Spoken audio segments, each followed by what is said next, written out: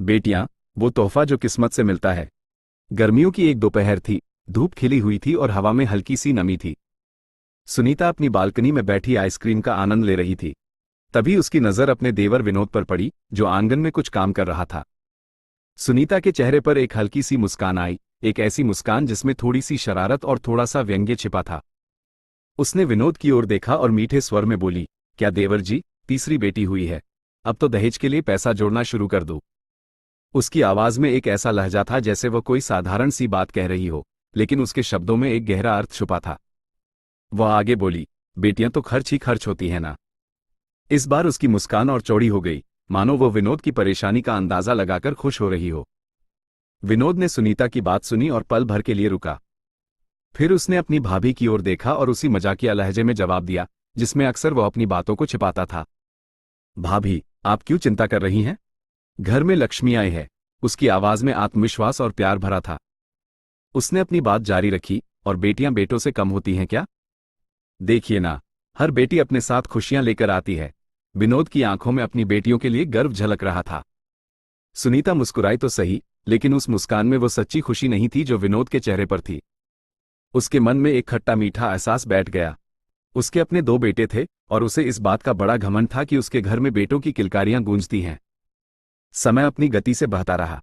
सर्दियां आईं और गईं, पतझड़ के रंग बिखरे और फिर बसंत की नई कोंपलें फूटी। विनोद और उसकी पत्नी रुचि ने अपनी तीनों बेटियों की परवरिश में कोई कसर नहीं छोड़ी।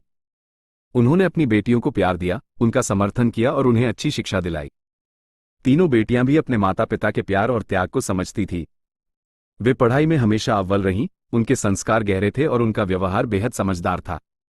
घर की दीवारें उनकी बनाई रंगीन पेंटिंग्स से सजी रहती थी, और घर का शोकेस उनकी जीती हुई ट्रॉफियों से भरा रहता था। हर कोना उनकी हंसी से गूंजता था। घर में हमेशा खुशियों का माहौल रहता था।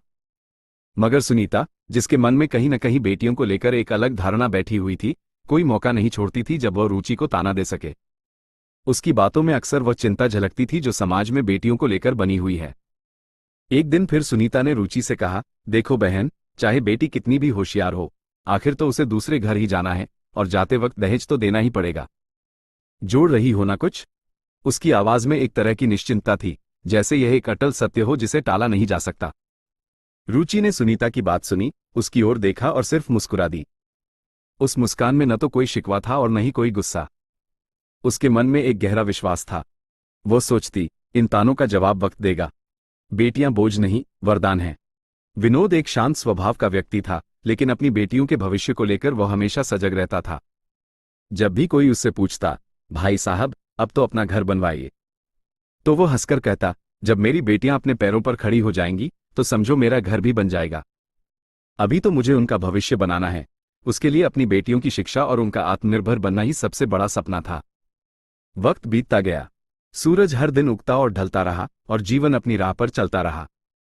और फिर एक दिन वो भी आया जब तीनों बेटियों ने अपने माँ बाप का सिर गर्व से ऊंचा कर दिया। उनकी मेहनत, लगन और अच्छे संस्कारों का फल अब दिखने लगा था। बड़ी बेटी ने अपनी मेहनत और काबिलियत के दम पर एक सरकारी बैंक में अफसर की नौकरी पाई। यह न केवल उसके लिए बल्कि पूरे परिवार के लिए एक बड़ी उपलब्धि थी। मंजली बेटी ने अपनी हिम्मत और दृढ़ निश्चय से पुलिस अधिकारी बनकर दिखाया। उसने समाज की सेवा करने का बीड़ा उठाया और अपने माता पिता को गौरवान्वित किया। और सबसे छोटी बेटी, जो बचपन से ही मशीनों और तकनीकी चीजों में रुचि रखती थी, एक सफल इंजीनियर बन गई। उसने अपनी प्रतिभा से सबको चकित कर दिया। एक दिन तीनों बेटियों ने मिलकर अपने माँ पापा की शादी की सालगिरह पर एक शानदार पार्टी का आयोजन किया। उन्होंने हर चीज खुद चुनी। सजावट कैसी होगी, खाने में क्या बनेगा, मेहमानों की लिस्ट में कौन कौन शामिल होगा, सब कुछ उन्होंने अपनी पसंद और प्यार से तय किया। सबसे खास निमंत्रण गया सुनीता भाभी को। बेटियां जानती थी कि उनकी भाभी के मन में क्या चलता है, और वे चाहती थी कि वह अपनी आंखों से देखे कि उनकी परवरिश कैसी हुई है। शाम को जब महफिल सजी तो घर रोशनी से जगमगा रहा था। विनोद और रुचि ने एक दूसरे को प्यार से माला पहनाई, केक काटा और वहां मौजूद हर व्यक्ति का दिल जीत लिया। उनकी आंखों में एक दूसरे के लिए गहरा प्रेम और संतोष झलक रहा था। सुनीता अपने पति और दोनों बेटों के साथ पहुंची। उसने चारों ओर की भव्यता देखी और दिल ही दिल में अपने बेटों और विनोद की बेटियों की तुलना करने लगी। उसे महसूस हो रहा था कि कुछ तो अलग है, कुछ ऐसा जो वह पहले समझ नहीं पाई थी। फिर छोटी बेटी स्टेज पर आई, उसने माइक संभाला। उसकी आवाज में आत्मविश्वास और खुशी का भाव था। नमस्कार, आप सबका इस खास दिन पर स्वागत है। आज हम अपनी प्यारी माँ और पापा के लिए एक खास तोहफा लाए हैं। कृपया सभी लोग हमारे साथ बाहर लॉन में चलें।